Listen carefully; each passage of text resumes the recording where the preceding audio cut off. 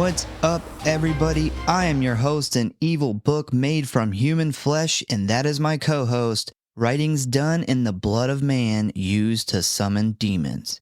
And welcome to the Grindhouse Syndicate, where today we celebrate our 50th movie we have ever covered. So it's not really like the 50th episode because we have other series we do like the Fresh Mead and the Tales from the Script, but this is the 50th full-length episode of our main show. So in order to celebrate this big occasion, we figured we would cover a really big movie. Something that had a very big impact on horror itself, and one that was really special to the both of us, and hopefully special to you guys too. So after much consideration of many iconic films, we decided to cover Sam Raimi's The Evil Dead from 1981. Man, what a good fucking movie. Thought you were going to say intro. No. It's a good intro. I liked it. But not as good as the movie. Yeah, it's not as good as the movie. Yeah, this movie's just... the intro is not going to change things for podcasting, I'll tell you that. Yeah, this movie, we've covered a couple other movies that I've talked about, had great impact on me as a child, as being one of the first movies to really scare me. And those other two being The Exorcist and The Poltergeist. But this one's a little different. Those movies really scared me as a kid because I was told with The Exorcist that this was a real thing. This could happen. This could happen too. And then The Poltergeist as well. Like, we lived in a house where we had quite some things happen. And when I seen this, it just, it kept me up at night. But this one's a little different. This is the first one where the special effects and the makeup and stuff really fucking stood out to me. And it has stood the test of time. Yeah, so I'll say our journey with The Evil Dead started when I was 11 or 12, which would have made you 5 or 6. 5 or 6. Very young. Yep. So our aunt was a manager at a Hollywood video. I think we've talked about this many times before. And she was looking to get me a Christmas present. And she asked this guy that worked for her, who was like this huge horror fan. I always picture Randy from Scream, because I'd never seen him. But she asked him what he thought I would like. And he points out a brand new VHS copy of The Evil Dead. Smart man. He was like, if he likes horror, this is it. Like, this is for him. So she gives this to me. And late one night, we popped this bad boy into the VCR. And I think our minds were blown. I loved it and was scared to death of it at the same time. I know it's not the first time I watched this movie, but it's the first time I remember sitting down and watching it through and actually scaring me. So it was when we lived at the I guess townhouse, like apartments. Our place was downstairs. Your room was in the basement. Yeah, and the creepy basement room. Yep, it was a creepy basement, and I remember going down and sitting on your futon and watching this in a creepy ass basement for the first time that I actually remember paying close attention to it. And holy shit, there's a couple scenes in this that have always been burned into my mind and shaped my love for horror very early on. Yeah, this movie is one of the few movies that when I watch it as an adult, I can still get those kid feelings about certain scenes, which we'll talk about as we go through the movie. But yeah, man, this was a legendary movie for us, probably because we've seen it so young and it's so fucking just wild. Because, at that time I had watched, all the Friday the 13th, all the Freddy Kruegers. But this was a whole different thing that I had never really seen before. Yeah, I don't remember the Friday the 13th and the Nightmare on Elm Streets really ever scaring me, like keeping me up at night scared. I remember watching them as a kid and them being really fun and like really being excited for Jason Voorhees and Freddy Krueger. But this one is one of those ones that, and like I said, it's so much different from the other two movies we've covered that I always think about, as the early movies that really scared me, as those were paranormal movies, and the paranormal aspect of it is what really scared me. This is paranormal as well, but that's not what scared me about this movie. It's the deadites that really are fucking scary as shit. They are. I was thinking about it when I was writing the episode, and this, out of the 50 movies that we've covered, 50 episodes I've had to write, which if you don't know, it takes me a long time to write the episodes. I was thinking about, this is the third Bruce Campbell movie we have covered in the 50 ones that we've done. Huh. Yeah. So we had the Maniac Cop 1 and Maniac Cop 2. He's in both of those, and now we got Evil Dead. Forgot about him being in the Maniac Cop. Yeah, that's weird, but yeah, we've done three of his movies. I love a Maniac Cop, how he's supposed to be like the good guy, but he's a fucking shitty guy. Yeah, his wife is like, he's gaslighting her and she dies, tracking him down to a hotel where he's fucking his colleague. You remember I was talking about the scene and I was like, and she walks in the room to find him fucking another cop. And then I realized how that sounded. It's like, I mean, a female cop. she's like that cop that everybody was making those memes about. Oh, yeah. The one that like was fuck the whole police department. Yeah. All right. So you ready to dive into the Evil Dead? Yeah, let's do it.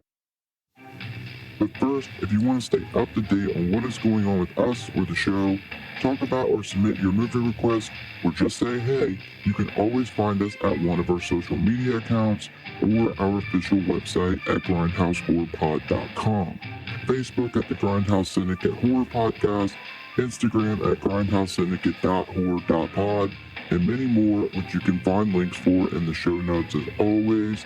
And please subscribe or follow for alerts on new episodes. And if you really love us and don't want us to have to kill all our friends because they have become zombie demons, give us a review. The Evil Dead is a 1981 American independent supernatural horror film. That is a mouthful. It was written and directed by Sam Raimi, produced by Rob Tapert, and stars Bruce Campbell, Ellen Sandwich. Sandwich. So probably Sam Weiss. Yeah, Sam Weiss. They would have just named him Sandwich if Sandwich. Ellen Sandwich. Yeah, Betsy Baker and Teresa Tilley as 5 college students vacationing in an isolated cabin in the woods, where they find an audio tape that, after being played, releases a legion of demons. 4 members of the group suffer from demonic possession, forcing Ash Williams to survive an onslaught of increasingly gory mayhem. That is not an understatement. No, it is not. In 1978, Sam Raimi, Bruce Campbell, and Rob Tapert made a short film called Within the Woods in order to secure a whopping $90,000 to begin work on a little film titled The Evil Dead, which at the time was actually called The Book of the Dead. Complete different name. Principal photography took place on location in a remote cabin in Moorestown, Tennessee, in a filming process that provided extremely uncomfortable for the cast and crew. The film's extensive prosthetic makeup and stop-motion effects were created by artist Tom Sullivan.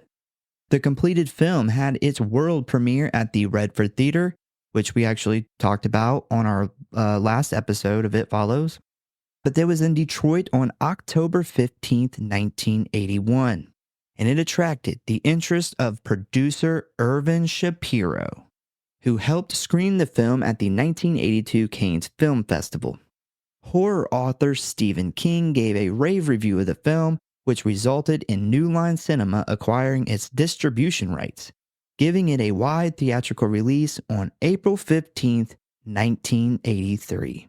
And you know Stephen King's a damn staple in horror when he pretty much his review is what gave the world this. He had nothing to do with writing this or anything. Just him liking a movie that much ended up with New Line getting it. So thank you, Stephen King, for the 10,000th time for that contribution to horror. The film had a budget of $350,000 and a box office of, get this, somewhere between $2.9 million and $29.4 million. Whoa, those numbers aren't very close. No, they're not. And I checked multiple places and it's somewhere in the middle of there. I mean, even like the budget, people aren't even sure exactly how much the budget was because they kept having to get more money continuously. We do know they started with 90,000, but I don't know how you go from 2.9 million to 29 million. Like that's 10 times more. Yeah, maybe somebody stole like a bunch of money and they're just like, we don't know. Who's the math people coming up with these numbers? Also, because it was, before New Line got it and, distributed it everywhere. I mean, it was probably in this theater, that theater, this theater. They probably have no fucking clue. But despite the film's initial 90,000, they received from investors about halfway through, they ran out of money. Bruce Campbell put up his family's property in northern Michigan as collateral so that Sam Raimi not only could finish the film, but also blow it up to a 35 millimeter, which was required for theatrical release. Rami was so grateful for Campbell's financial contribution that he credited him as a co-producer. So this situation also causes a whole other problem that we are going to talk about later. God, could you imagine if the movie just never made it out and his parents would have like lost their property? And the worst part, we wouldn't have seen Evil Dead. What an awful child. Puts your property up for collateral and then loses it. But, I mean, that's dedication, man. So thank you, Bruce Campbell, for saying fuck you to your parents. So because the budget didn't have money to hire location scouts, the cast had to find filming locations on their own. The crew initially attempted to shoot the film in Raimi's hometown of Royal Oak, Michigan, but instead chose Morristown, Tennessee, as it was the only state that expressed enthusiasm for the project. The crew quickly found a remote cabin located several miles away from any other buildings. The cabin used as the film's set was also lodging for the 13 crew members, with several people sleeping in the same room. Living conditions were terrible and the crew frequently argued. The cabin didn't have plumbing, so the actors went days without showering and fell ill frequently in the freezing weather. By the end of production, they were burning furniture to stay warm. By the way, it was also one of the harshest winters in Tennessee's history. All the furniture that you see in the movie was burnt. Yeah, this is a really small cabin. Very small. For 13 people. That's awful. Especially it just happened to be the coldest winter for Tennessee. I think Tennessee was a really good spot to film this, though. Well, here's one of the funny things is in Michigan, where they were from and they originally wanted to film, it ended up being one of the mildest winters. And then they go to Tennessee where they thought it would be better, and it ends up being one of the worst winters. I don't know, though. A mild winter in Michigan compared to a harsh winter in Tennessee, that's probably not too far apart. So both early and later critical reception were universally positive. In the years since its release, the film has developed a reputation as one of the most significant cult classics, having been cited amongst the greatest horror films of all time, and one of the most successful independent films. It launched the careers of Raimi, Tappert, and Campbell, who have continued to collaborate on several films together, such as Raimi's Spider-Man trilogy. The Evil Dead spawned a media franchise, beginning with 2 direct sequels written and directed by Raimi, Evil Dead 2 in 1987, Army of Darkness in 1992, a 4th film, Evil Dead from 2013, which serves as a soft reboot and a continuation, a follow-up television series, Ash vs. the Evil Dead, which aired from 2015 to 2018, and a fifth film, Evil Dead Rise, from 2023. The franchise also includes video games and comic books. The film's protagonist, Ash Williams, is considered to be a cultural icon. Some bangers in there. Well, And, yeah, Evil Dead Rise was, I can't remember if it was yours, but it was my number one favorite new movie of last year. yeah, it was number one on my list too. And I don't know if you remember, but whenever Evil Dead Rise was announced, how fucking Skeptical you were? and bummed out I was. I was the opposite. I was so I'm like, excited. Well, Evil Dead is like cabin in the woods, like this. You're trapped in this cabin, and it's not the city, Yeah. like completely not the city. And I'm like, there's so many ways that they're gonna fuck this up, and they actually pulled it off really, really well. It's one of the few franchises I can think of that are in modern day still making really good movies. I thought the remake was a fucking killer movie. The remake's awesome. And Evil Dead Rise was awesome. Yeah, I'm pretty positive that 2 more Evil Dead films have been greenlit. So, why'd I say greenlit? Greenlighted. So we got lit. Yeah, there we go. So we have at least 2 more Evil Dead movies coming. And Yeah. I am here for it. All day. And my pessimistic side wants to say, fuck, they're going to fuck something up. Because nowadays with the remakes, shit's getting fucked up left and right. They fucked The Strangers. They fucked the end of the Halloween trilogy. It's like a goddamn porn set. There's fucking everything. But I'm going to hold off on the pessimistic side, because they've done really good so far. Yeah, I would say that as long as you give us crazy looking demons, tons of blood, cool ways to kill people, the story doesn't have to be great. That nobody really cares about that with this kind of movie. You really just want to see fucking mayhem. And as long as they give us that, I think we'll be okay. Yeah, but how many times have we said, like, with the Friday the 13th, all they got to give us is a cabin in the woods? I don't know why they can't figure that out. They somehow always manage to fuck it up. So I'm keeping my fingers crossed. I think a big part of it's just the story has to somewhat make sense. You got to be able to fit it in there. But like you said, that's not the big deal. We really need really good practical effects, really good makeup team, awesome kills, and a shit ton of stage blood. Yep. All right, so ratings. Rotten Tomatoes, an 86%. It's up there. That's impressive for this movie. This is one that kind of surprises me. I thought Rotten Tomatoes would have. Well, it got the this one independent. out. It got the independent bump. I know, but and I thought about that. It's an independent movie, but do they get that big of a bump for independent? I guess Maybe. so. If it's shit, we could make a movie. We could make a movie. It's an independent. So IMDb gave it a 7.4 out of 10, Letterboxd a 3.7 out of 5, and the Google average audience rating is a 4.4 out of 5. So they're all fucking wrong. Yeah, 4.4 is at least the closest on par, but everything else, they're dumb. Yeah. They don't know what they're talking about. If you would like to watch this movie, you can currently find it streaming on AMC Plus, and you can rent it from Amazon for like $3.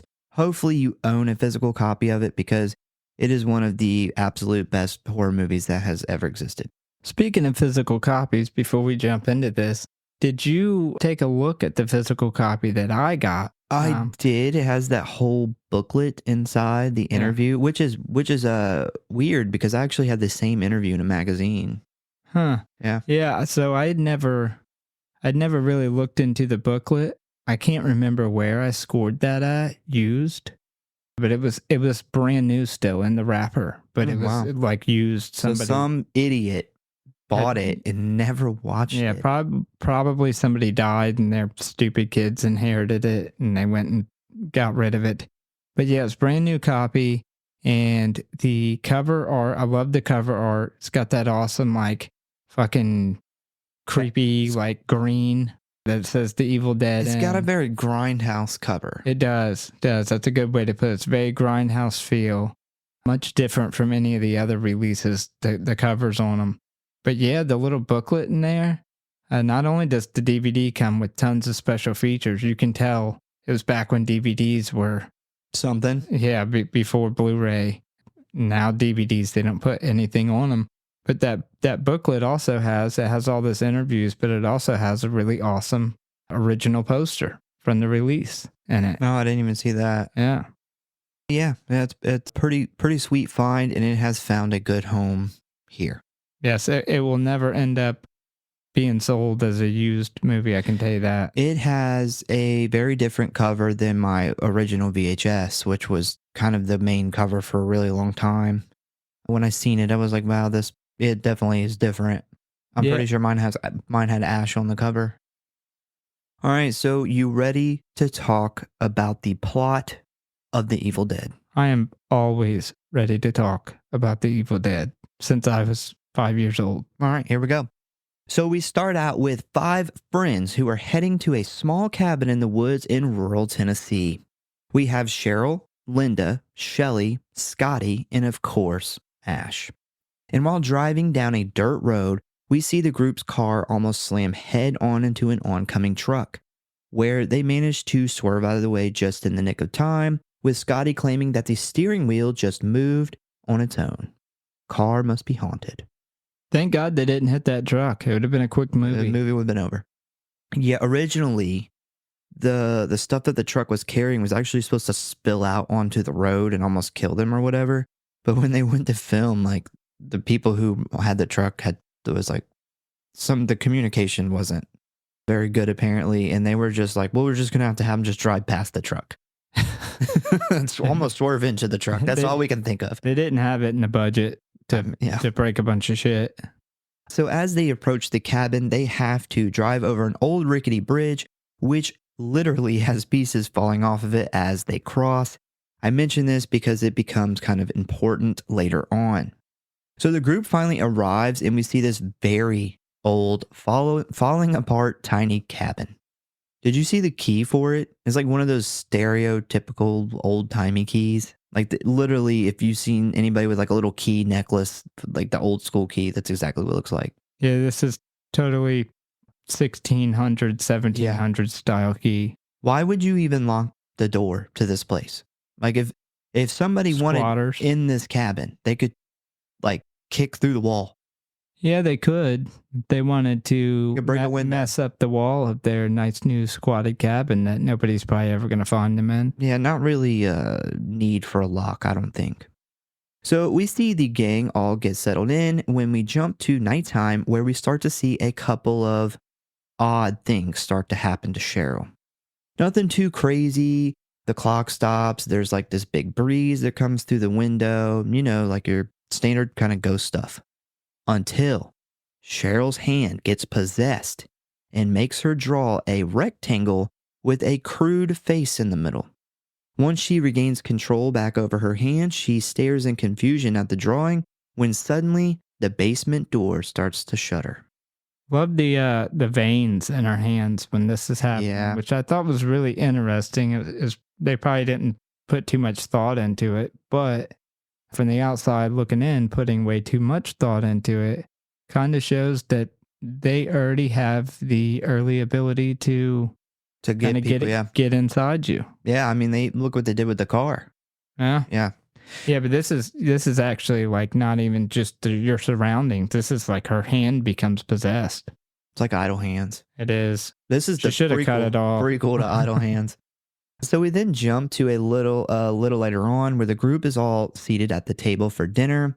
Ash attempts to make a toast when out of nowhere, everyone hears a loud bang in the cabin, where it is discovered that the basement door... Is it a basement or a cellar? It's a cellar. What's the difference between the two? Cellars are in old houses and basements are newer. I don't know. I always picture a cellar, like a basement is actual walls, whereas a cellar, a lot of times they're just very, very crude, like stones and So they're mortar just just shittier thrown walls? together. Yeah, they're shittier. Like if you look at the really old houses, what's the house that what I think it's the first Conjuring's based off of, the real life house. Like when they went on their ghost hunt in the basement, that's a cellar, and there's like snake skin and shit all in there because they can literally just crawl through the walls. Yeah, I don't know. That may be correct. I don't know. A cellar's just smaller. Maybe that's it. So anyway, the basement cellar door is standing straight up. Oh, and in case you didn't know, the door is just basically like this 3x3 square hole in the floor. It's not like a regular door where you kind of open it and push it forward or pull it out. It's literally a fucking hole in the floor. It's like your attic. Yes, a reverse attic. A reverse attic. Yeah. Also, this cabin in real life didn't actually have a cellar/basement. So what they did was they cut a hole in the floor and then they dug a hole big enough for the actor to pretend like they were going downstairs. It's really just dirt. It's just a hole. And the basement scenes are actually rooms in producer Rob Tappert's house or whatever. I was actually going to ask you about that at the end of this episode because I know that they had to shoot all of this in the cabin, which I love because it gives the movie a very real claustrophobic feel to it. I'm sure they hated it. I'm sure it sucked having to do that. They couldn't remove walls or anything. But when they go down in the basements or the cellar is pretty large. Like it looks bigger than what the house is. Yeah, so they dug like a 6 foot, 8 foot hole or something in the ground underneath the cabin.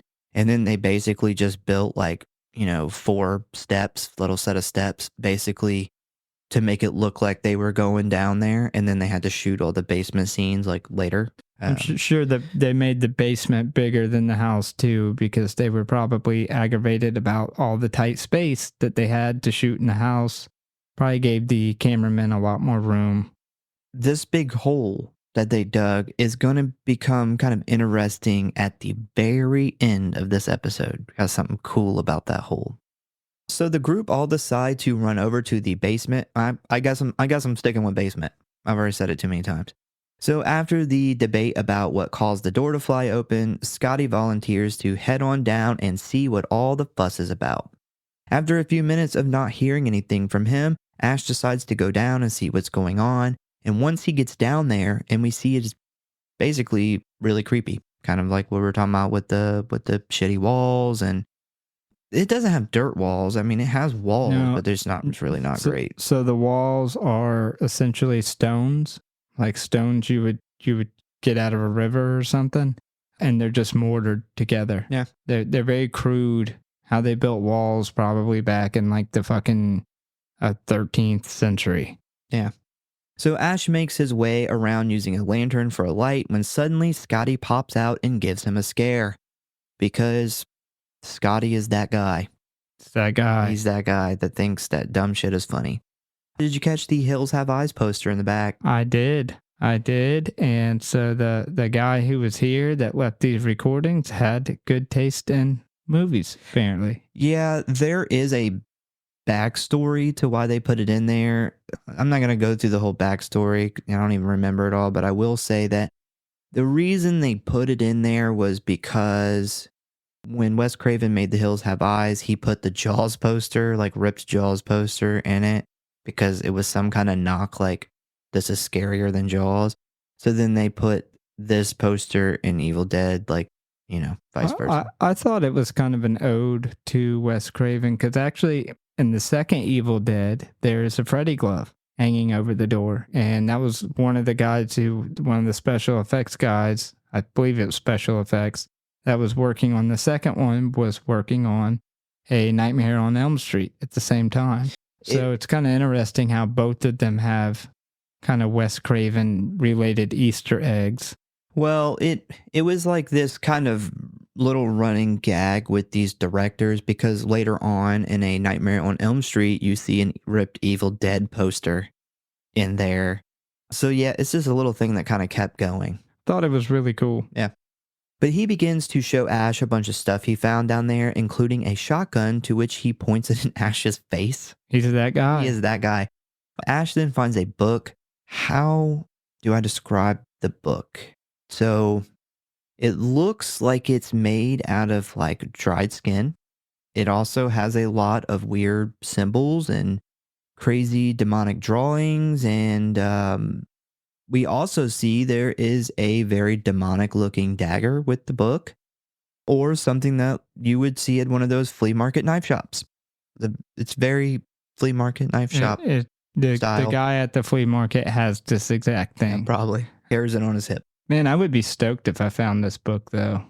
We would be fucked. So I would be did like, notice this shit's so cool. the book in this looks a lot different than like the book in the next couple movies. They all changed. Well, I would say like it has the face on it, but it's definitely better quality. You can tell. Yeah. Still, fucking, it's awesome. I would be like, whatever artist did this, killer dark art, because the drawings in it are fucking dope. Yeah. So Ash and Scotty grab a bunch of this shit, including an old recorder to take upstairs. So once everyone is back, we see the group sitting around the fireplace, hanging out. Did you catch one of the girls smoking some reefer? Nope. Okay, so one of the girls that's sitting like across from Ash, but closest to the fireplace, she's hitting like a joint. There's a funny story here. So the story is that it was in the script for all of them to be getting high for this scene. And they thought it'd be more realistic if they got high for real. So they did. This has happened on quite a few older horror movies. But it went horribly wrong. They had to stop filming because no one could get their shit right. And everyone just kept laughing. And it just was like the worst ever. So they had to stop filming. They had to wait for everyone to get back to normal and reshoot the scene minus the weed. But there is one little cut where she is actually hitting the joint. I think that was like leftover from the first time. Before everything fell apart. Yeah. But yeah, so the original version just was fucking, they were all stoned and it just was awful. I would get so fucking paranoid being at this cabin with 12 other people having to stay. Imagine getting the munchies. Like, there's probably no food around. God, yeah. So they're all hanging out when Ashton presses play on the recorder, and basically we hear this professor talking about how he retreated to this cabin to do his research on this book, which, once translated, is called the Book of the Dead. Its cover is made from human flesh, and it was inked in human blood. Inside, it has the instructions and incantations of resurrecting demons, which, once done, can allow the demons to possess people. Cheryl then cuts the tape, claiming it is creeping her out, when Scotty, of course, wants to hear more. He then fast forwards a little and presses play, where we hear the professor summoning the demons using the incantations in some unknown language. Come on, professor. You done He's went like, and you studied shouldn't do this, yeah. but I'm going to go ahead and put it on tape just in case you might want to try it. Just Okay. think you don't even have to try it. You No. just play my tape. Just play my tape. Play my mixtape of demons. It's got SoundCloud. Yeah, we then get a shot of outside while the tape is playing, and we start to see smoke rise from the leaves. The ground then rises a little bit, revealing a bright red light with more smoke. Cheryl then can't take anymore and screams to shut it off when suddenly a large tree branch bursts through the cabin window. A little while later, we see Ash having some romantic time with his girlfriend Linda. He gives her a necklace as a gift, and they do some making out. Well, when she first opens that thing up, I'm like, is that a cock ring? Because you can't see. It's like, I don't know, got a mirror It's in like the a middle, magnifying glass is what it Yeah. is. So the reason that they focus on that so much is it was originally a plot point. Yeah, it seems like it was definitely supposed to be a plot point. So it's a magnifying glass, and Ash was supposed to use the sunlight to magnify and burn the Book of the Dead with it. But after they filmed most of this movie and they got to that point, they were like, that ain't working out. So they were like, well, what are we going to do with the necklace? And they're just like, have him use it later for like one thing. He'll yeah. fetch the book that's already on fire so he can throw it back in the fire. But yeah, while they're making out, we then see that something is watching them through the cabin windows. This peeping Tom demon is awful at being a peeping Tom. Just gonna put Well, that I mean, out he's there. kind of invisible though. Like, Yeah, well, I'm just saying he's literally looking through the window and he sees this naked chick, and then he walks. he moves on. He moves on and watches this Cheryl brush her hair. I'm like, what a fucking awful peeping Tom. He's got a hairbrush fetish, Maybe. obviously. So Cheryl then hears something outside while in her room before bed. She decides to go out there and investigate, where she ends up walking all the way in the woods. What the fuck, Cheryl? Yeah, especially if she was the one that was scared when the tape was playing. Like she was, I think Scotty's exact words were, she's acting like a whiny 3-year-old. And I'm like, she kind of was. Like I would be like, if you don't want to hear it, just go to the 9 feet away on the other side of the cabin. But if you're scared, why in the hell would you walk out here? Even if you're not scared, why Yeah. would you do that? Who goes into creepy woods by themselves at a creepy cabin that has a Book of the Dead and weird shit that's been happening all night? Are you fucking brain dead, Cheryl? And with the peeping Tom out there, peeping Tom demon. Peeping Tom An demon old with horny oak tree. a hairbrushing fetish. It's gonna brush your hair until it all falls out and you're bald. You're like bleeding from your scalp. So before we get into it, I just want to say this next part fucked me up as a kid. Like, I knew what I was seeing, but in my mind, I just couldn't put the pieces together. And that's all I'm going to say about it for now.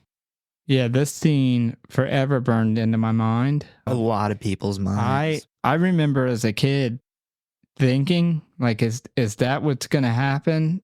And then it happens, and I'm like, I think I even asked you, like, did what I think happened in some other words, and it just blew my mind. The idea of these woods coming alive outside of the whole penetration part was just super scary. This whole scene just stuck with me. It made me feel a certain way.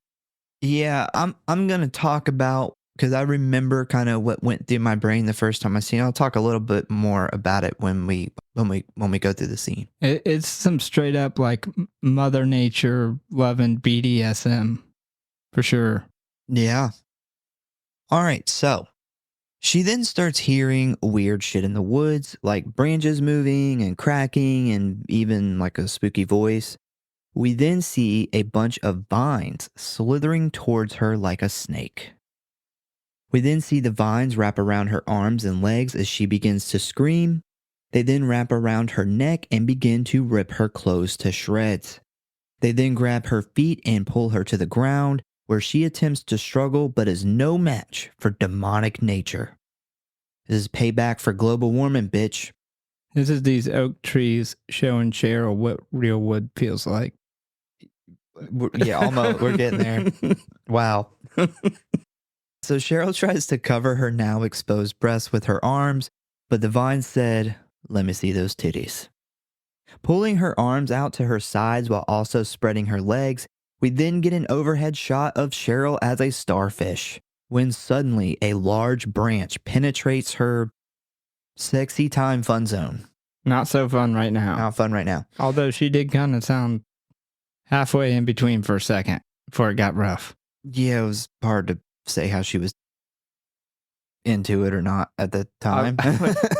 Maybe she is like one of those like tree hugging hippie chicks. Well, not after this, she's not. She just really loves nature. So after a few moments of her moaning in pain, she is finally able to break free, undoubtedly leaving the trees with blue balls as she attempts to make it back to the cabin. Horny old fucking trees. Yeah, the trees. Like, I wasn't done. I was gonna, sap was gonna come out. I don't know if sap may have came out. What if she tree lived finished and quick. gave birth to a little baby oak tree? If she got pregnant, would she have a demon baby or a sapling? This is how the trees in Lord of the Rings happen. This is what she gives birth The to. big ones that walk and talk. She just squirts it right out into Mordor. Oh, it's a prequel to Lord of the Rings. Obviously. Yeah. So, man, I just remember after seeing that scene for the first time, thinking that there is no fucking way that that tree just did that to her. And that I was kind of a piece of shit for thinking that. Like, my mind must have been so far in the gutter as like a 12-year-old. I'm seeing evil tree branches forcing its way down the tunnel of love. Like, I remember just being like, okay, I'm taking this wrong. Like, I'm missing. This must be an adult thing that I'm not catching on to, because to me, this looks like sex with a tree. And that, and you know, as a kid, I was like, no one would ever put that in a movie. No one would ever do that. Yeah. I know I felt a lot of emotions when I first seen this. First confusion, then I'm figuring it out. Then I'm asking, like, is that what just actually happened? What I think happened just happened. And just oddly confused as a child. You know, honestly, I don't even think I was 100% sure that's what happened until I was like 17 or 18. It's like, No, you did. There's gotta be something that I'm missing here. You did by the time we watched it, and I remember watching it because I specifically remember asking you if that's what just happened. I probably just gave you my best guess. I wasn't 100% sure. I mean, they give you some boob action, give you an idea what's going on. Yeah, but I was like, well, maybe it stabbed her in the leg, and we just couldn't see. Because I mean, it's not like it's total BDSM, bro. Like, I didn't know what that was when I was like 12. You know, I didn't know like people liked getting tied up. You know, I had no idea about that. The internet wasn't as available to me as it was to you. Well, I mean, I had an older brother, so that was probably a worse influence than the entire internet. Well, I had found the internet. Once you're like a teenage boy and you finally get like unrestricted access to the internet when your mom goes to sleep and you're up at 3 o'clock in the morning, shit, it's like a bubble that bursts. It's like a dam that breaks. And then it's you know, it's all coming through. All the waters. You know, out of all internet's a terrible place. All the fetishes out there, not gonna say weird fetishes, because you know, to each their own. Everybody's got their own thing. But there's some really out there stuff. Yeah, I'm surprised that we don't have this. Like, this is sure. This is I don't know. This is one I've never come across. I like to stick orange peels up my ass. That's probably happened. There's a lot of cucumbers being played with, but is there like a super like hippie tree hugging Mother Nature loving woman who just goes out and has to be one with her oak tree? I mean, you know, if not a woman, there's at least a guy that's fucked a tree. There is, for every item that exists in the world, there's a guy that's fucked it.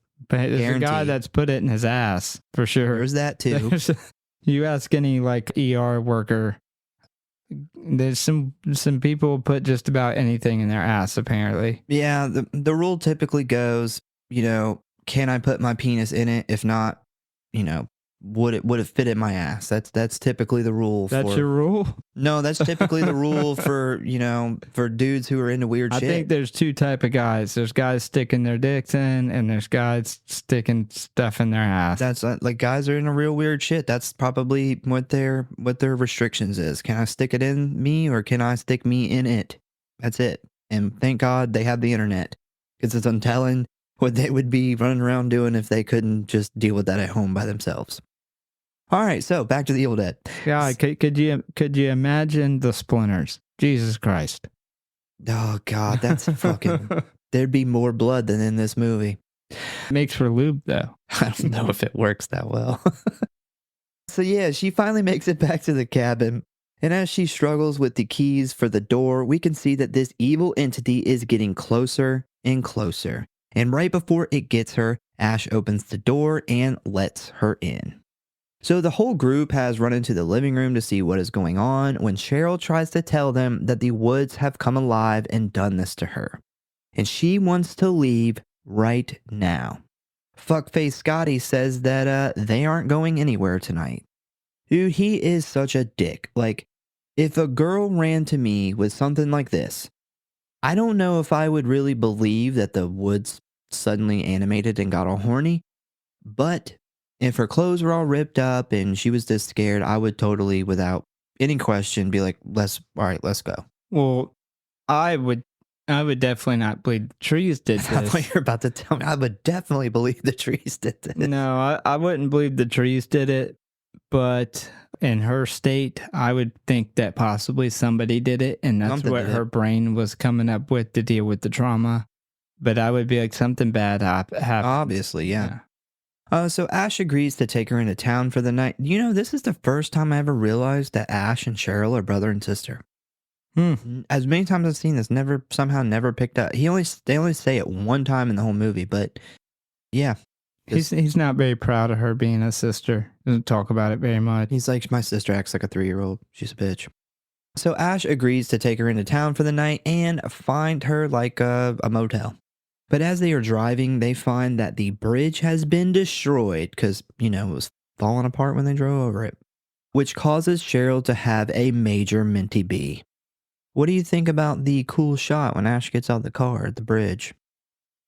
I thought that whole scene I thought looked good. That they did such a good job at the cinematography in this movie and the set.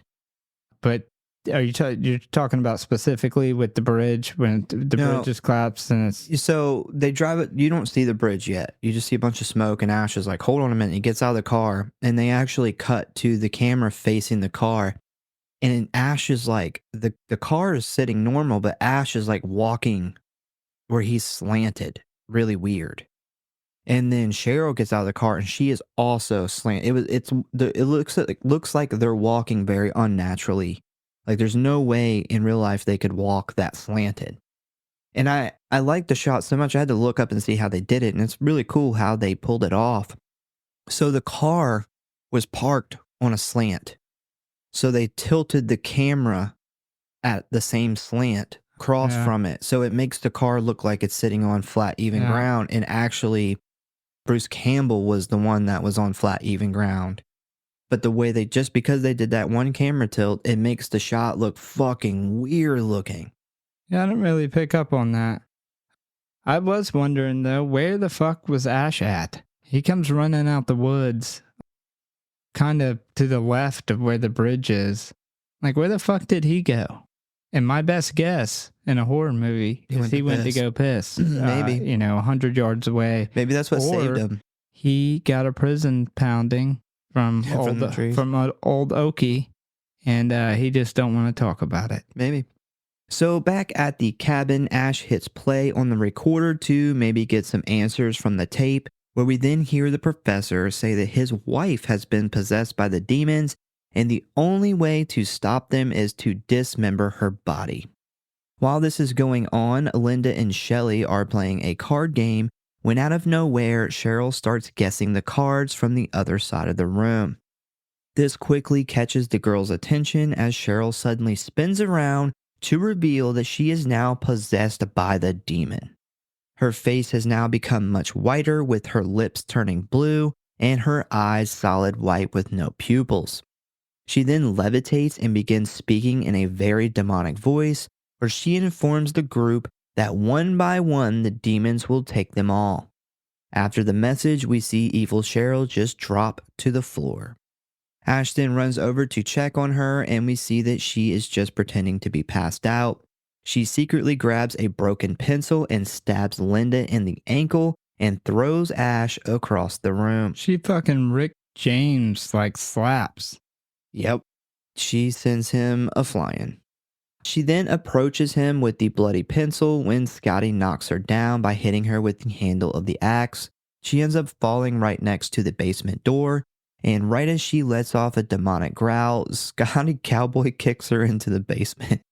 That's a weird kick. Like, he fucking kicks her and then, it looks like a kick that somebody that rides a horse would do.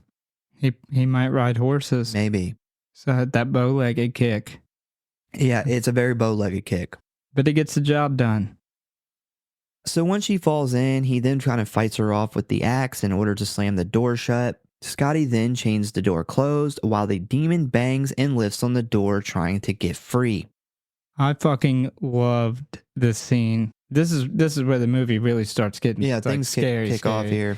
Cheryl looks fucking amazing when she first turns from the window, but she gets worse when they put her down into this. I mean, it's within seconds in the movie, but when they put her down in this cellar, the way they shot this scene with her like pushing up and fighting, she's in this dark hole, but there's enough light shining on just her where she's the only thing illuminated in this black hole. And God, I remember seeing this as a kid and being like, holy shit, that's fucking horrifying. Yeah, I mean the movie's great and up until this point. Like, there's nothing wrong. Like, it's a great beginning of the movie. The pacing perfect. Is great. Yeah, I would agree. The pacing is absolutely on point. So a little later on, we see that Linda is now laying down in the bedroom as the demon stares at Scotty and Shelly through a small opening in the chained basement door. Ash and Scotty discuss trying to escape, where they agree they must wait for morning. Seeing the now very demonic and decayed looking face of Cheryl, Shelly begins to freak out, claiming that she doesn't think she can wait till morning. Scotty then talks her into going to the bedroom to try to get some sleep, which she agrees, but we soon see another evil entity watching through the window. He's like, please brush your hair. Yes. Please just pick up that brush, start stroking your hair. Peeping Tom demon is back.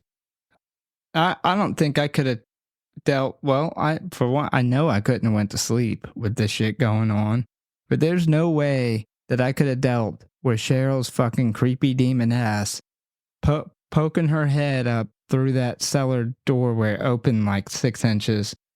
I would have been moving furniture on top of that.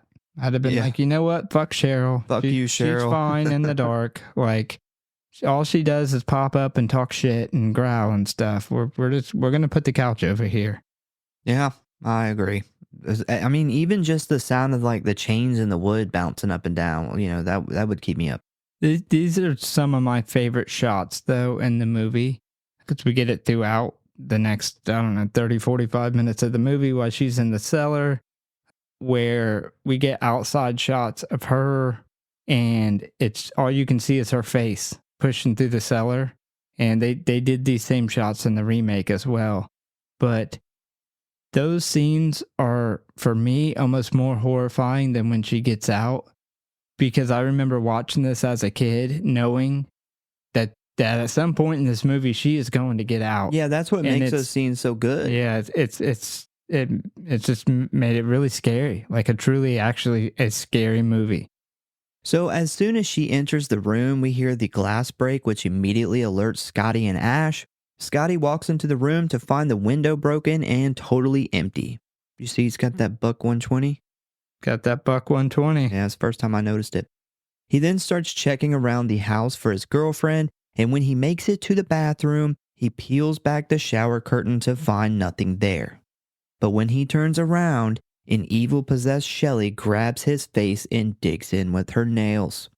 They then both stumble into the living room, where Scotty throws Shelly down, causing her head to land in the fireplace, and this is where they both get a good look at the zombie-like demon that used to be Shelly, whose head is now on fire. Man, for such a low-budget movie, the Deadites look awesome. Yeah. Like, Shelly looks fucking gnarly right off the bat. Yeah. Every time I watch this movie, it hits me every single test. Like every time I watch The Exorcist, of how the makeup stood the test of time. Like, even for this being as long ago as it was, it's still horrifying. Every time, like, I forget how good and how scary the makeups are. And one thing I really, really like about this is each of them have their own look. Their own style. And it's almost as if, like, it's kind of showing there's different demons inside of them. You know, Linda's got that very, like, and we haven't got to her yet, but she has a very, like, possessed, childlike, like doll, pin-up girl type, almost baby Firefly type laugh and personality. And Cheryl's got the greenish gray, like, super rotting, decaying skin. And then Shelly with Her face is like ripped up. Yeah, she ripped up face. She has the decaying flesh, but it doesn't look quite as like advanced as or deep in color as it is for Cheryl. Cheryl looks like she's been dead like years. Yeah, yeah, and Shelly has that dead look, but it's not as, like I said, not as advanced, not the same color tones, but she's also like burnt up. So they all have different personalities, and they all, like, I'm so glad that they did it and they didn't all just kind of look like the same, like a zombie infection, and they all kind of rotted the same. It shows the demons have like different personalities, and they're all three scary as fuck. Yeah. So, yeah, she's on fire. Squatty. Old Squatty boy. Scotty. You know what it is? It's that bow-legged. He's got a squat. It's got to bust that bow-leg squat. So Scotty quickly pulls her out of the fire, but she begins strangling him, because she's evil now. Ash tries to help him, but gets just yeeted across the room again. And he hits another bookshelf, too. Ash is like bookshelf's worst nightmares. So while all this is going on, evil Cheryl is just going nuts with excitement on the basement door. But the Shelly Deadite then picks up the Kandaharian dagger and tries to stab Scotty with it. He pulls his buck 120 and cuts through half of her wrist, allowing him to get away. And you can't just walk around tormenting souls with your hand just dangling. So what does evil Shelly do? She uses her teeth to chew through the rest of the flesh and bone like the demon god she is. She does the creepiest fucking thing you could do. Literally. Like, just chew the rest of it off. She's like, I can't just have this dangling piece of meat. I'm just going to chew it. She chews it all while holding the fucking dagger. Yeah, that is some... You could have switched hands and just cut the rest of it off with the dagger, but she's like, I'm just going to use my mouth. She's got demon thug life tattooed across her stomach. Faux show.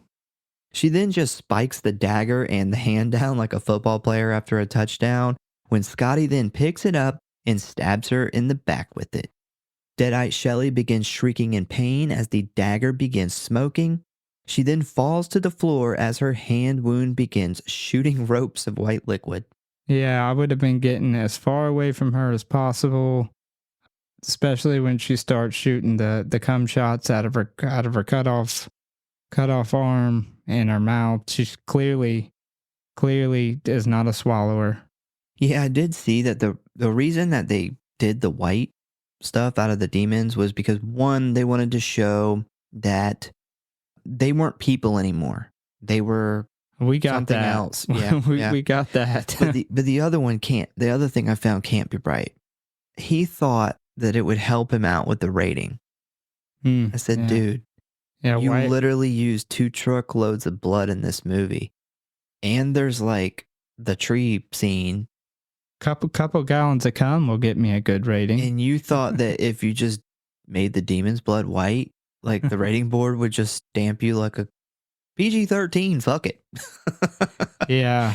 I feel like that's not correct, but I feel like he may have made that up when he, or maybe years later, after getting the comment of the arm cum shot so many times. He's like, I got to come up with a reason to tell people I did this. It was the rating.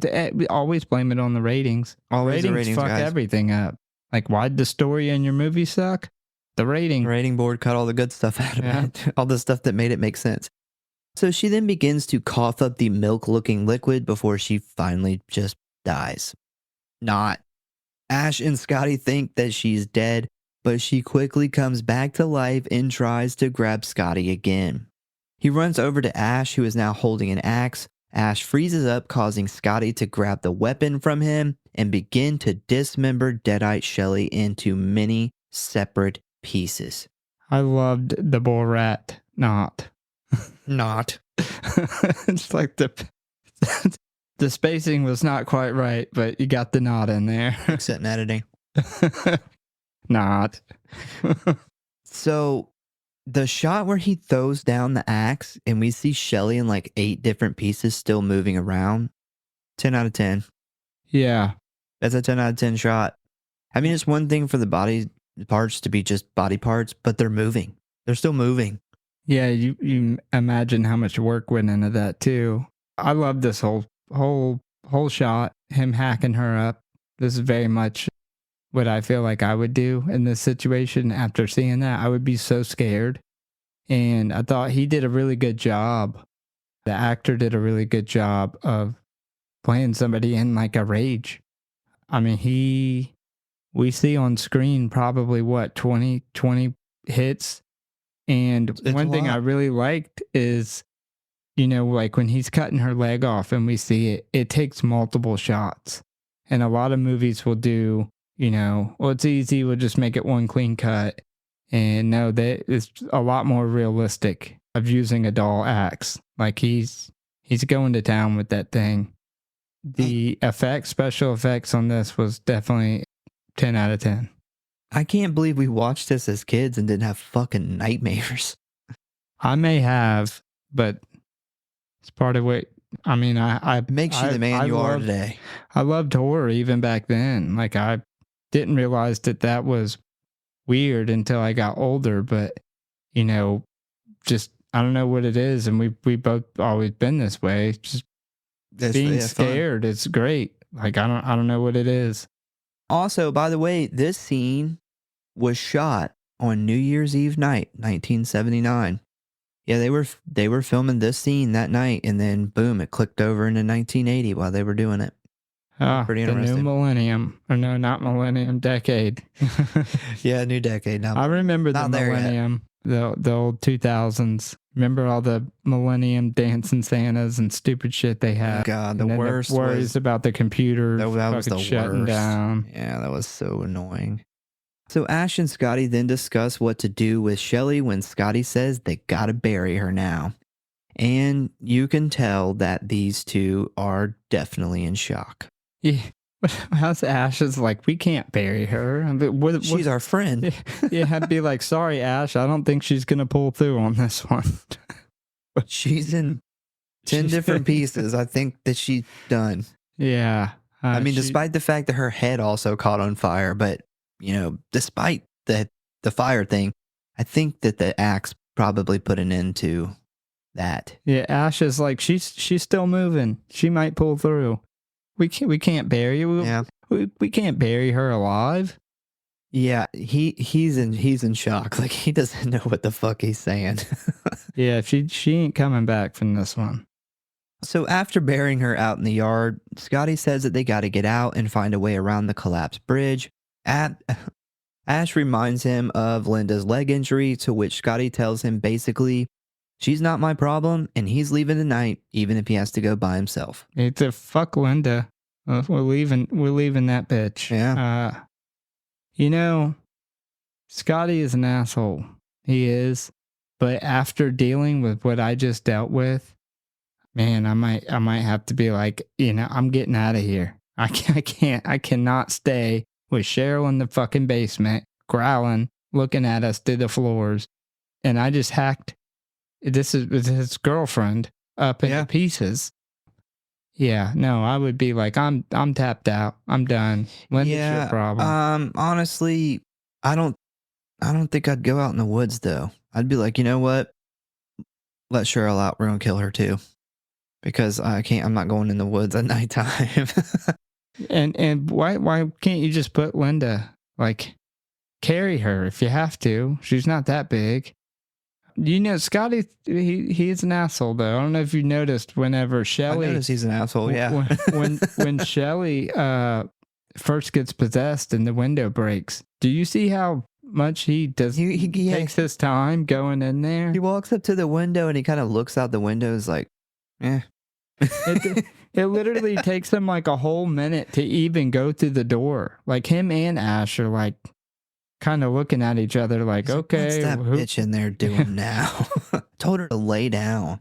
Like, you would think with all this going on, you heard that, you would rush into the room. No, he takes his time. Yeah, and then he just looks out the window. He's like, I guess she left. Finish smoking this cigarette. She's probably just in a mood. Yeah, so Scotty heads off into the woods alone, and Ash goes to check on Linda, who is still in the room sleeping. And as he attempts to check on her ankle wound, she jumps up at him looking very possessed. Ash then takes off running towards the front door of the cabin, where he is soon frightened by a scared and injured Scotty. We see that Scotty has all of these like bloody wounds all over his body, and his left leg appears to be very injured. What happened? Because Scotty was just like, fuck this bitch, I'm leaving. And then immediately after, like a minute later, he's like dying. Well, I wonder if he got tree fucked like Cheryl. He may have... His pants are ripped. He may have got a prison pounding from old Okie. I think that is what happened, because that would scare me the most. If you thought he was bow-legged before... Maybe he straightened his legs. Got fucking so good it straightened his legs right on up. It's like in Forrest Gump when they put the little metal rods on his legs when he's a kid. And he's like, these will straighten your back right up. When you said like in Forrest Gump, I was like, whoa, I don't remember this part of Forrest Gump. You gotta watch the extended version. The Scream Factory version of Forrest Gump's a lot darker. Oh man, you should see what happened to Bubba in the woods. It wasn't that napalm that got him. So Ash is... fucked his legs off. Yeah, my mama makes a good shrimp dick meal. So Ash is trying to talk to Scotty about finding another way out, but Scotty's being a little bitch and begging Ash not to leave him behind. And while this is going on, you got the Cheryl Deadite just mocking him from her little opening in the basement door. You know, I don't blame her at this point. I don't. Good for Cheryl for mocking him. Like, he literally was just like, fuck Linda, that's your girlfriend, that's your problem, I'm leaving. And literally a minute later, he's like, please don't leave me. Yeah. What a great time to mock somebody. Yeah, the Cheryl Deadite, too, is kind of the more shit-talking demon, I would say. Is. She's like, if Chucky became a Deadite. Like, just still locked in there talking shit. Yeah. But yeah, she's talking her shit, and the Linda Deadite is just being a fucking weirdo sitting in the doorway just laughing. So finally, Ash just can't take anymore and grabs the gun he found in the basement and goes to shoot Deadite Linda in the head. And as he is working up the courage to pull the trigger, Linda suddenly turns back into her normal self, causing Ash to breathe a sigh of relief. As him and Linda embrace, we hear Cheryl's normal voice calling from the basement door, asking to be let out. Ash gets the keys and goes to unlock the chains when suddenly, out of nowhere, her Deadite arm bursts through the door and grabs Ash by the neck. Ash manages to get away, but soon turns to see that his girlfriend Linda has turned back into a Deadite again. He then grabs her legs and drags her outside, leaving her in the front yard. Ash tries to give Scotty some water before realizing that he is dead. He then jumps up in shock when suddenly Linda stabs him in the arm with the Kardarian dagger. I love Linda. Linda Deadite. You're professing your love for her. No, not that type of love. I don't love her like the trees. Just her laughing, like, and not attacking them was just so much scarier for some reason. Because you got these Deadites, like, you know, obviously you expect them to attack, but she just sits there and laughs at them. Well, yeah. And I'm like, what, you didn't think that she was going to try to attack you at some point? Like, you just left her alone? Like, oh, she's fine. Look, she's happy. She's laughing. Well, it makes it creepier because you realize, like, these demons are just kind of playing with their food, you know? Like, they're not worried about you getting away. They're not worried about you figuring some shit out. They're like, you can't go anywhere. You're, you know, despite all the rage, you're still just a rat in a cage. You're not going nowhere. And they know it. And because, you know, they literally control the fucking woods. You can't escape. Yeah. So this is just kind of, they probably sit around just waiting for somebody to fucking summon them so they could, like, this is like their fucking Super Bowl, you know? Yeah. They probably haven't been summoned in quite some time. I just, you know, it's interesting.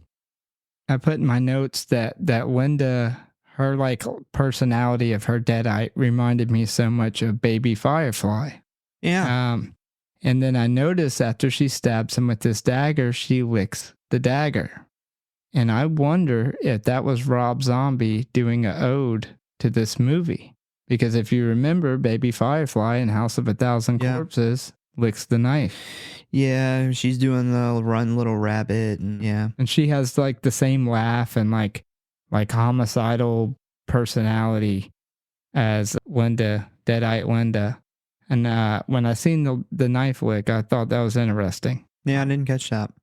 So they then wrestle around the living room fighting for control over the dagger, even at one point knocking Scotty's body to the ground.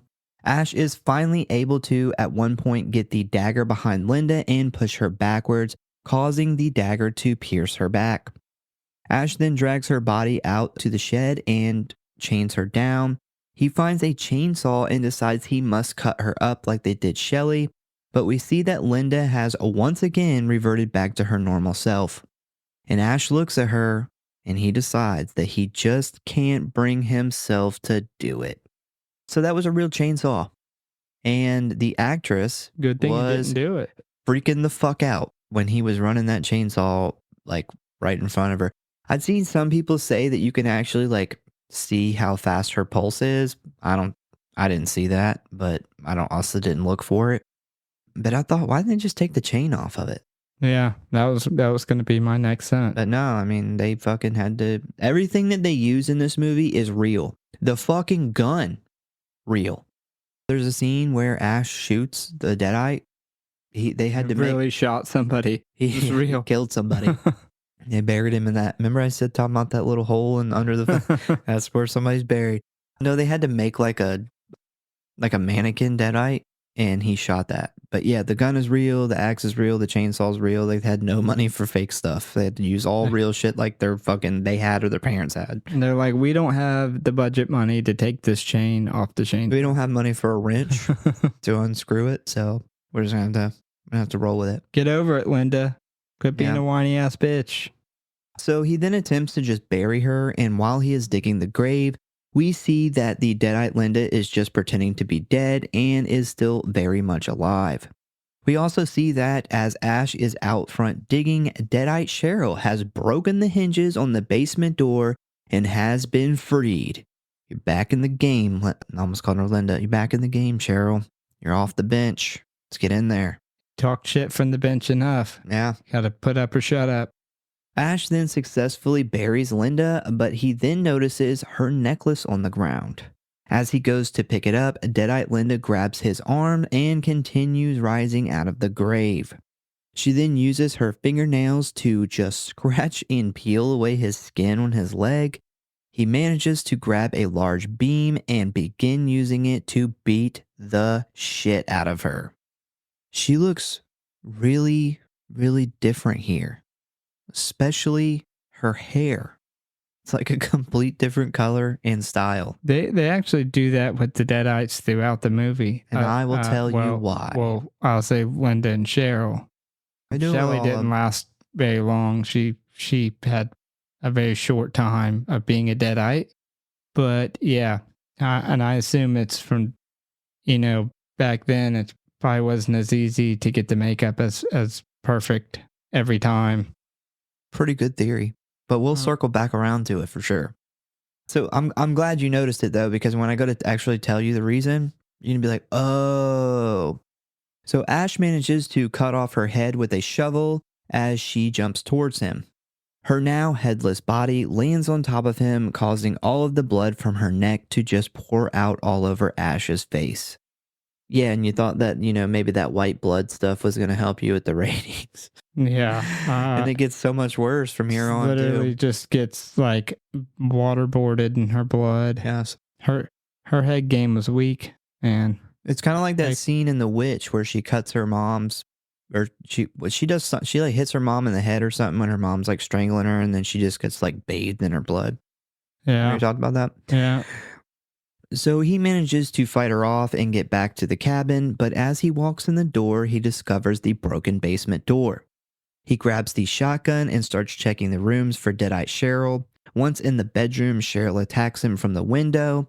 He does manage to shoot her in the head, but this is the Evil Dead, and that's not going to do it. Cheryl then goes for the front door, but Ash is able to reach it first and seal off the cabin. He then heads down to the basement where a pipe burst, pouring blood all over him. I have no idea why, but it's awesome. I don't know. Maybe all their periods sunk up and they were all PMSing. There's a lot of blood in the pipes. Yeah, I don't know. I mean, I don't know. It's like a fucking 6-inch pipe full of blood. A lot of blood. It is a lot of blood. We then start to see blood pour out of the electrical sockets, the walls, and light bulbs in the cabin. Ash then grabs more shotgun shells and reloads the gun.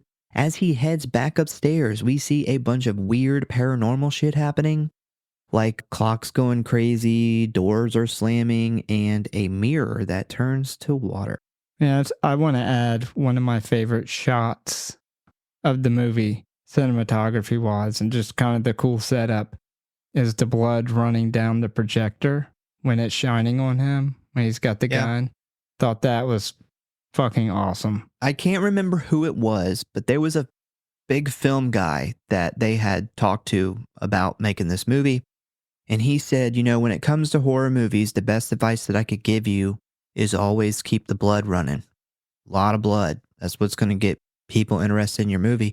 So they actually put this whole scene, the blood's filling the light bulbs, running down the walls, and the projector with blood pouring down it was all an ode to him. I wish I could remember his name, but it was an ode to him about the advice. Well, it worked. Yeah. It worked. I thought the projector, just the cinematography from that shot, how they shot it further back, I thought it looked awesome. I loved the blood in the light bulb too. I don't know why. It's cool.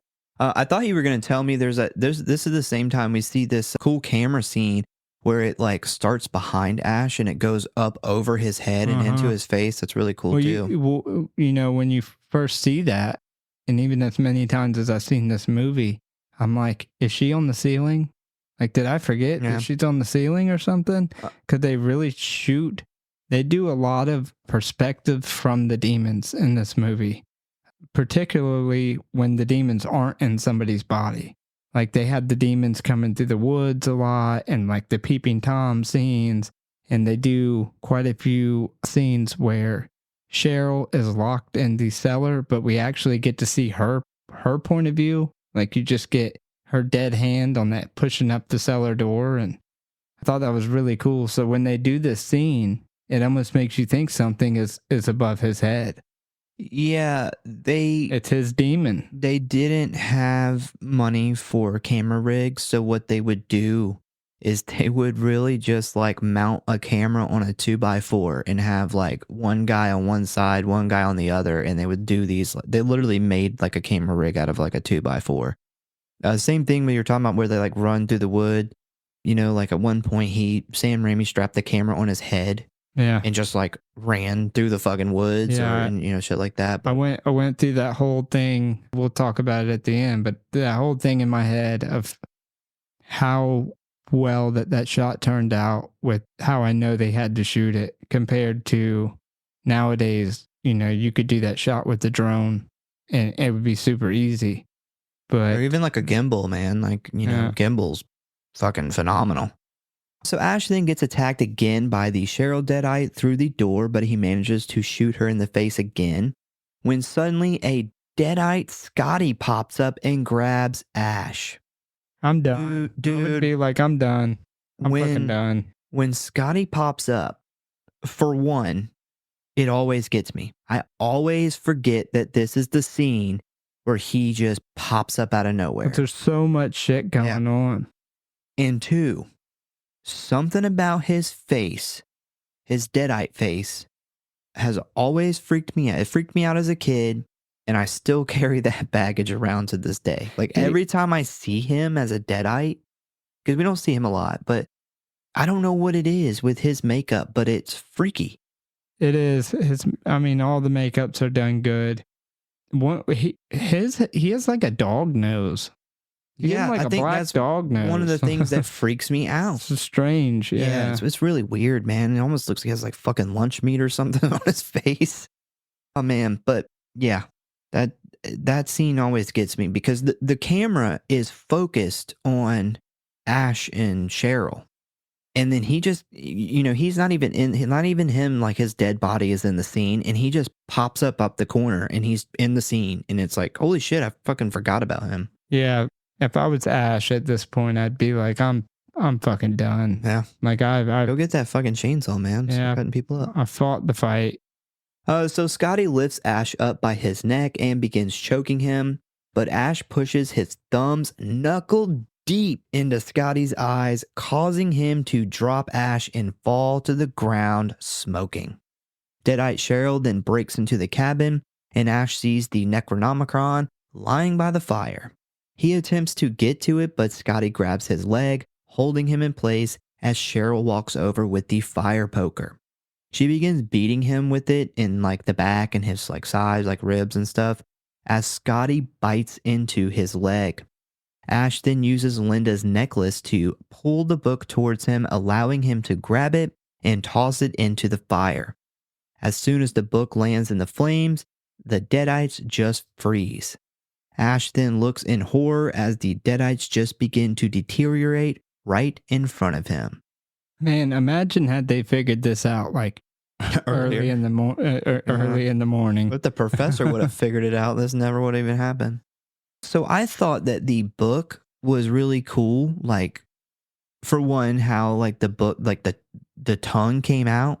Like you see like the tongue and stuff like coming out as it's burning.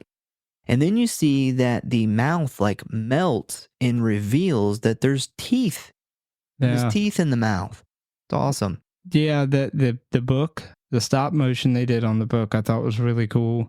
I did not, and it's the only effects that I don't care for in this whole movie, is the stop motion of them kind of like falling apart.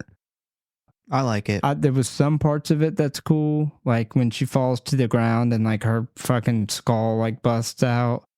That part was really cool, but some of the colors and stuff they used, it almost felt like they were turning into those things from The Last of Us, the zombies. Yeah. Like it's just there was some weird stuff in there. I'll say that. And then Scotty has very clearly cream corn coming out of his sleeve. Yeah. And I'm like, that is definitely a can of cream corn. That's exactly what it is. They didn't even put anything in it.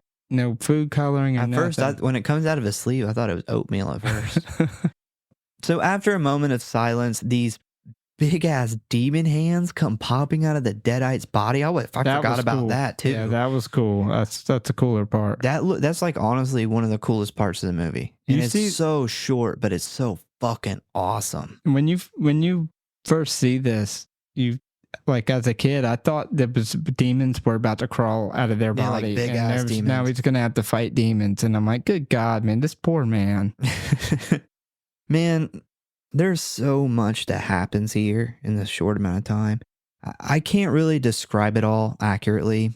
I'll describe a little bit of it, but we basically see like pieces of them explode. There's also like the oatmeal, cream corn looking stuff like pours out of Scotty.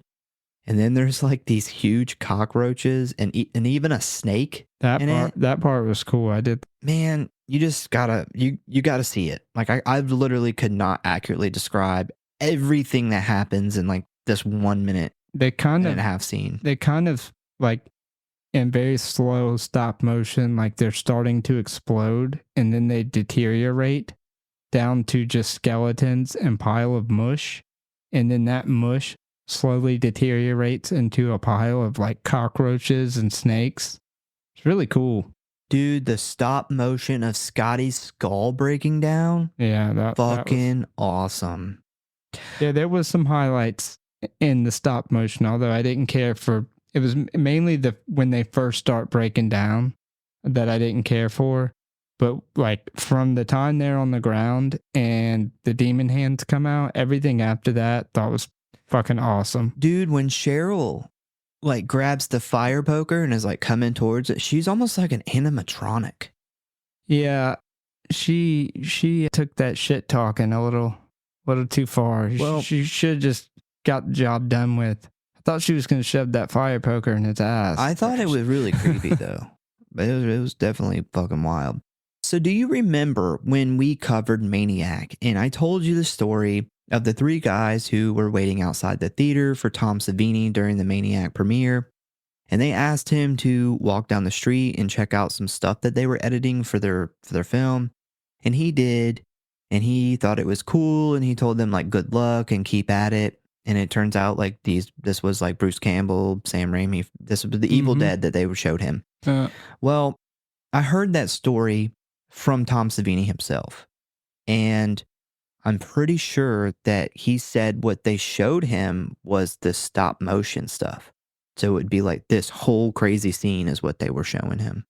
They went straight to the climax. They're like, we got Tom Savini for like 10 minutes.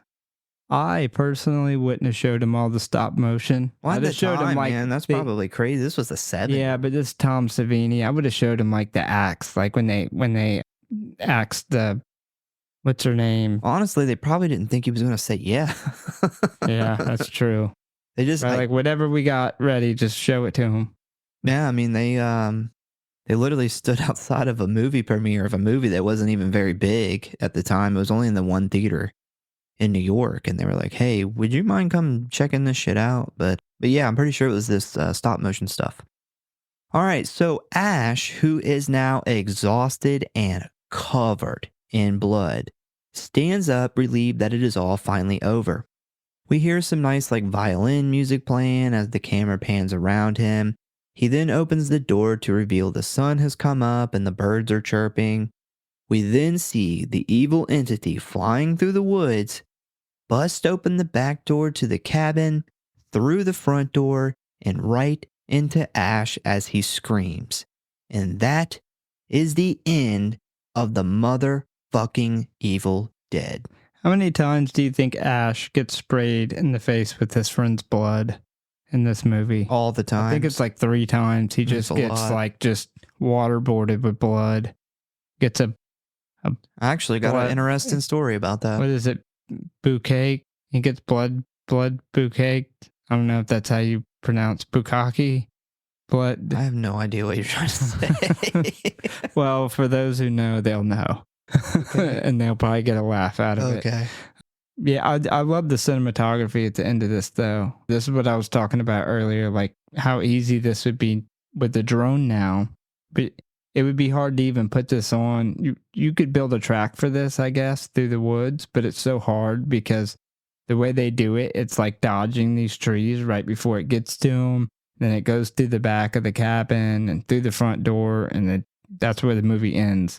Yeah, it was really simple, man. It was Sam Raimi with the camera strapped on his head. That's what I was thinking. Like you can tell it's not a track because it's not super smooth, but it's smooth enough where it works. Yeah. So Bruce Campbell told a story for a very, very long time. He even put it in his like memoir, where supposedly he had said that they had strapped like a camera on like a dirt bike or like a motorcycle, and they rode it through the woods, and then they busted through the back door, and they actually hit him with the motorcycle to get the scene. Like they knew that he was going to get fucked up. And not too long ago, he actually finally admitted that it was just like a running joke, that's actually not at all true. It's a weird joke. It's Bruce Campbell, That's man. weird. That's a weird weird joke to make. He says some. It's like some kind of weird shit sometimes. Linda Blair coming out and being like, "Oh, well, I didn't actually get my back broke. That was just a running joke." No, I mean like the time that he said like he only did Maniac Cop for the money. Like, well, I mean, yeah, that's kind of why everybody does stuff. That's why we go to work. That's why. Yeah, I only go to my job for the money. You know, it's not because I'm just like I don't hate it, but I also don't want to do it all the time. You know, Bruce Campbell has went a far way when he forgets why you work. Yeah. All right, so I got some interesting stuff here. The film ran out of money. Only half of it had been completed in the winter of 1980. Most of the actors left production at this point, and in order to complete it, Sam Raimi, Rob Tapert, and Bruce Campbell did everything they can do to complete the film, from taking out high-interest bank loans, borrowing money from friends and family, and even making cold calls to businesses around their hometown.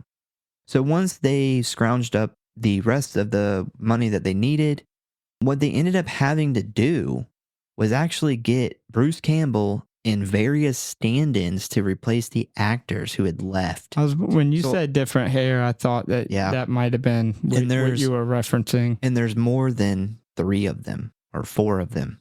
If you actually look at the cast, there's so you had some people played multiple, you had like maybe 2 people that played the Cheryl Deadite, because the actors that are actually in the beginning of the movie, they left halfway through the movie, and then all the Deadites you see are just stand-ins. And this is why their makeup is so much different looking, like especially Cheryl, completely different looking. This is also, I think, why like the ending where Cheryl Deadite is doing like that. Like I said, she's like an animatronic. That was like a complete different person than played the Deadite before. That was in like the basement and all that. Yeah. So same thing with the Scotty. I mean, that wasn't the actor who played Scotty. It's just like a random person. They even say that there's a mistake where he has like a complete different shirt on. Nobody ever notices. Yeah. So that I thought that was really interesting. That is why the makeup is so heavy towards the middle to end of the movie. Yeah. I kind of had a feeling you were going to say that. And then I thought back at in the beginning where they put Cheryl in the cellar and she looks like a lot more deteriorated in those scenes. And that scene is jumping back and forth between basically a camera just looking down at her, pushing up, like as if she was pushing up at the door, and then them outside of the cellar trying to close the cellar. And I figured that was probably something that they probably shot the above her scene in post production when there was a different because they clearly didn't shoot those at the same time because the makeup is so much more deteriorated. So yeah, that makes sense. I could see like a lot of those wrapping up, putting on the final touches, adding in like these quick short scenes and stuff. They're being completely different people playing them. Yeah, the only Deadite that they obviously had to have the real actress for is the Linda. But she dies super quick. fairly quickly, yeah. So the blood is a combination of Caro syrup, non-dairy creamer, lots of red food coloring, and 1 drop of blue food coloring to darken it. At one point, Bruce Campbell's shirt that he wears in the film was so saturated with fake blood that after drying it by the fire, the shirt became solidified and broke when he tried to put it on. Yeah, it's bad when your shirt breaks. Yeah, because it's soaked in fake blood. It's like it got dipped in liquid nitrogen, just shatters when he's trying to put it on. God, I went back and started rewatching the first season of The Boys, and that guy, they're at like this little meeting for like people who have been hurt by superheroes, and the guy was talking about how he was hooking up with this superhero chick whose power was to turn things to ice, and she orgasms and turns to ice, and he was like, but my dick was still in her. He said she freezes the same temperature as liquid nitrogen, and his dick snapped off. That would be pretty awful. Like, oh my God, man, this show is fucking great. every season of that show goes further too. Oh, they go further and further with that. I hate there's superheroes. the whole like the ass eating clones in this season. I'm like, holy shit. I hate superhero. Like, I don't give a fuck about superhero movies, but I love that show. That show's great. Yeah, that's a more realistic version of if people had these powers. Yeah, for sure. So, filmed in a real-life abandoned cabin, the property owners granted the production crew to lease the cabin under the condition that any modifications made for filming were to be undone. The crew kept their promise, and the only thing that remained in the cabin was the fireplace that was specifically built for the film. So the little fireplace, they actually built like a real deal fireplace in this cabin.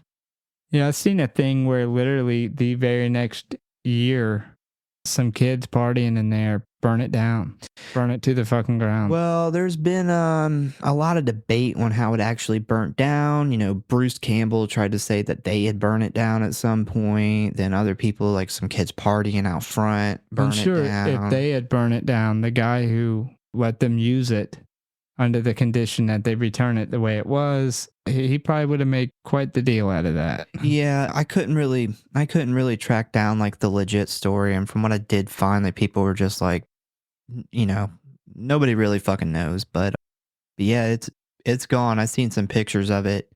after it had burnt down, and then a while later, and there's just a chimney. Now there's not even the chimneys left. Most people come and actually took pieces of it, which, that sucks, but at the same time, goddamn, I don't know if I blame them. Yeah, I would.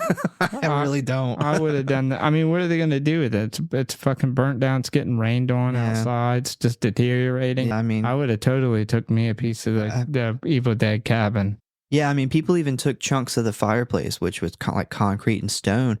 And I was like, oh man, I don't know, man. It'd be pretty fucking awesome to have a piece of that fireplace sitting on my shelf. But yeah, even like a piece of wood. Piece of like burn up wood or something. People took all that, put it in a shadow box and put some Evil Dead shit on it. Yeah, that I would have definitely. I wouldn't have felt bad about that. I mean, what are they gonna do with it? It's outside getting fucking rained on. It's a burnt down cabin. So over his years as a director, Rami's 1973 Oldsmobile Delta 88, which was originally bought by Rami's father for the family when Sam was 14, has played Ash's car in the Evil Dead movies, Uncle Ben and Aunt May's car in the Spider-Man movies, Anne's car in The Gift from 2000, and Mrs. Gandershoe's car in Drag Me to Hell from 2009. And has made cameos in nearly all of his other movies. So that car is the same one. Same car, been in a ton of shit. That's cool. Yeah. So after filming had completed, the crew buried a time capsule underneath the cabin for anyone to find. It was buried in the hole that was the cellar hole that I told you about. That's the only thing that is left. That hole still exists. So yeah, they buried a time capsule in there, and it was then dug up years later by Kentucky filmmaker Dane Sears. He showcases its remains in a YouTube video uploaded to his Quick Hill Films channel and has been verified by Sam Raimi himself. I have managed to dig up this video, and I will put the link to it in the show notes. After you send the link to me. Well, I'll just show you the video, but I'm not going to reveal what's in the time capsule. Watch the video.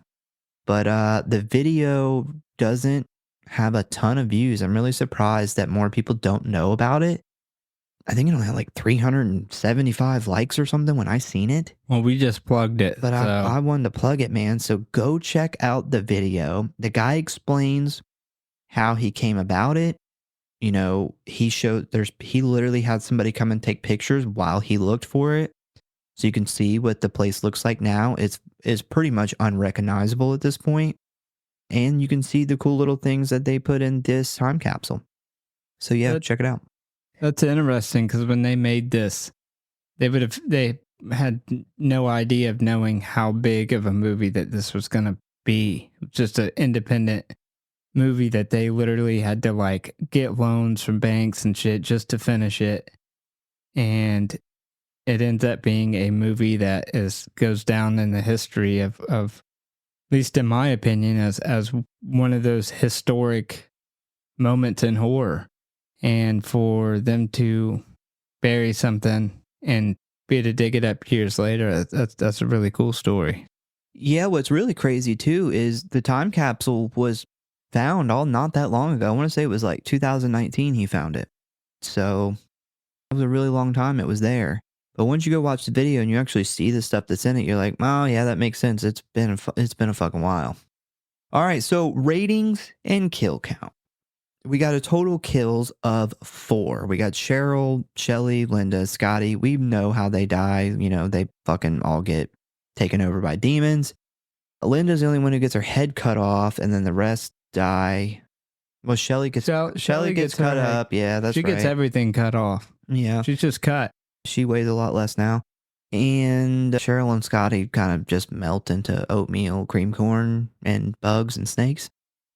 All right, so what's your favorite Deadite?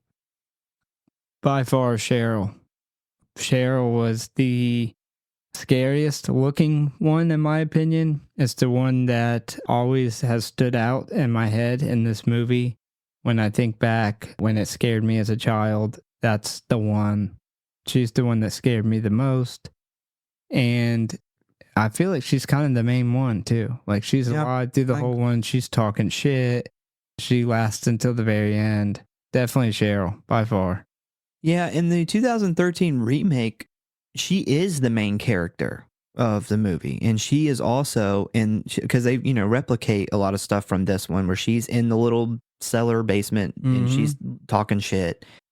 Yeah, she becomes much more the main character in the remake, which I was fine with. I actually thought I was going to hate the remake, and when I watched it, I was like, I actually fucking really like the remake.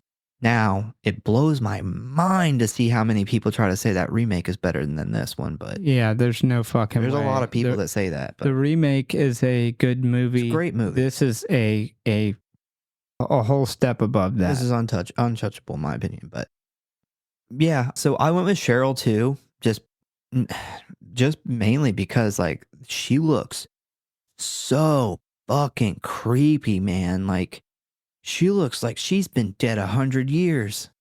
Yeah, if I woke up and seen that, I would literally shit out of me. I may actually shit myself.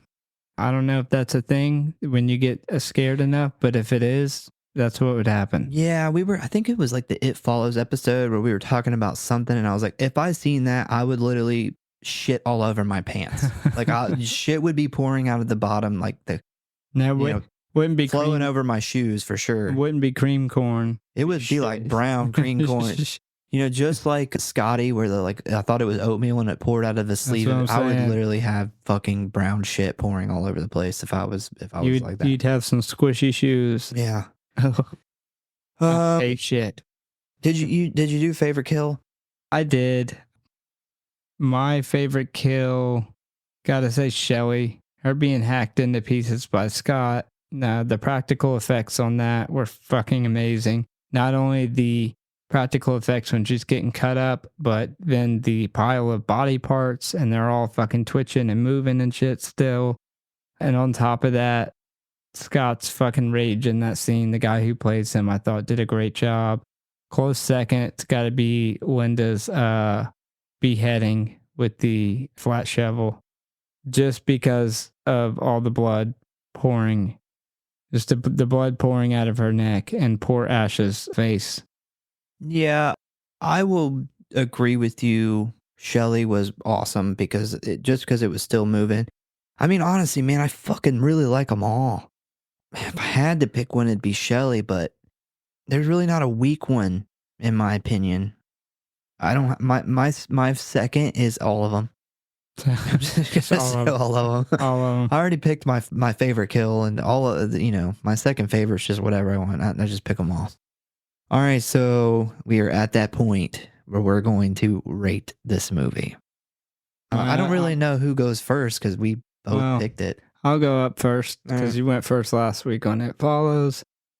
I rated this movie a 5. This movie is, like I said, it's going to always hold a special place in my heart as being one of those handful of movies that really scared me. And like I mentioned earlier, it's the first of its kind. Those other ones scared me like Ghost and Exorcist wise. This one actually scared me. The characters and shit were phenomenal. The cinematography, especially for the time and their budget, I thought was fantastic. I loved that they had to shoot this in this tiny ass cabin because it gives the whole movie a very claustrophobic, trapped feel because everything's so close. I listened to this for the first time on surround sound, and the score was actually fantastic. I thought it really propped up for one, the suspense scenes, but also like the big climax moments and stuff. That's something I'd never really picked up. The pacing in this movie is great. Special effects, obviously what makes it for me, specifically the makeup on all the Deadites, especially Cheryl. She's fucking amazing looking. I mean, overall, this is absolute classic. It's the best Evil Dead movie, in my opinion. Yeah, I rated it a 5 stars as well. I don't see how you can not rate it 5 stars, but if it's not your bag, it's not your bag. But man, there's a lot of hardcore Evil Dead fans that are really big fans of like the comedy in horror. I am super picky about comedy and horror being together. I'm not a big fan of I like, Evil Dead 2, I don't hate it. It's okay. Not a super big fan of Army of Darkness where it goes back and I feel like it just gets kind of too crazy. Yeah, I hate that. But But I know I'm going to take some heat on that, but I hate. yeah, a lot of Evil Dead fans are big fans of that. But for me, Evil Dead should be this. It should be fucking full of blood, crazy shit happening, and just scary. It fucking deadites, man. Like that's what I want to see. I want to see kills. I want to see blood, and I want to see fucking just creepy ass looking demons.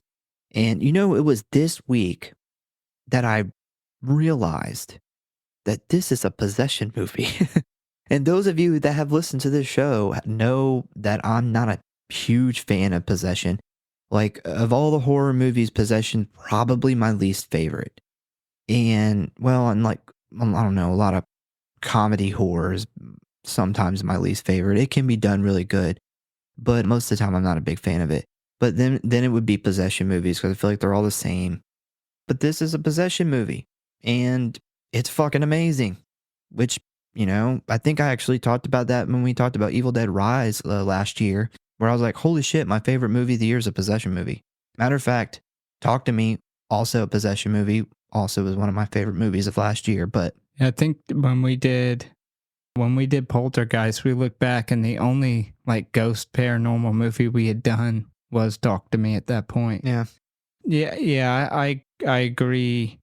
I put comedy horror on the same level, or probably a level lower than I do space and sci-fi horror. And you know how I feel about that. I like comedy horror on a like Thanksgiving level where it's just so ridiculous it's funny. I don't like when they try to do a serious movie with a lot of comedy. It does blow my mind that most of the big fans of this franchise, they talk about the second and on. And you hear a lot of people leave this one out. And that just, like I said, it blows my mind. This is by far the best. And I think that the remake and Evil Dead Rise were so good, at least in our opinions, because they went back to the original Evil Dead and there's not that comedy aspect to it. It's everything we asked for from the original. Yeah, I actually read an article where it was kind of talking about the hardcore Evil Dead fans kind of shitting on the 2013 remake and Evil Dead Rise. They fucked it up. And a lot of people, reminded them like, man, this is how Evil Dead started. Like it's not like they, it started out being funny and then it went serious. No, it started out serious and had a couple movies where it was funny and then it went back to what it was. And I just think probably now, at least nowadays, more people connect with the Evil Dead that we know today in this kind of Evil Dead where it's fucking crazy, it's scary, it's bloody. That's what people really are into at the moment. So, I mean, you see that with like Terrifier and stuff. Like that's what's hitting right now. Yeah, I would say probably 90% of big Evil Dead franchise fans they like the comedy, the Ash versus Evil Dead side of it. And that just blows my mind. This movie is one of the few movies that is a truly scary movie. Everything, the way they shot this, like the woods at night, even in the beginning before shit starts going down, like when Cheryl walks out in those woods, it's as scary as you could make woods, like with the fog, and everything about this movie is really dark and scary. And I don't know how you could like the comedy side over that. I know, like I said, there's probably 90% of fans out there that disagree with us on that. But I mean, if it's your bag, it's your bag, whatever. But this is where my heart sets when it comes to the Evil Dead. honestly, man, I don't give a lot of 5 stars out, and 5-star movies are movies that A, I really enjoy, B, have a big impact on me, and C, I wouldn't change a fucking thing about it. And this is a 5-star movie. So once again, we thank you guys for listening. We hope that you enjoyed our 50th episode for our main show here on the 51. But yeah, we thank you guys for listening. Please give us a follow or like if you enjoy the show. Check out the website, check our socials. Tell us your opinion on Evil Dead. Do you like the kind of more comedy? Do you like the serious? Do you like the remakes? Are you excited about the new ones? We love to talk about Evil Dead, so for sure hit us up on, any way you want to hit us up. Tell a friend, a family member, or your former best friend who is now a demon about the show, and we hope to see you next time. Any last words? Watch out for the horny old oak trees. Don't get prison pounded by the oaks. It's like a gang of trees that rape people.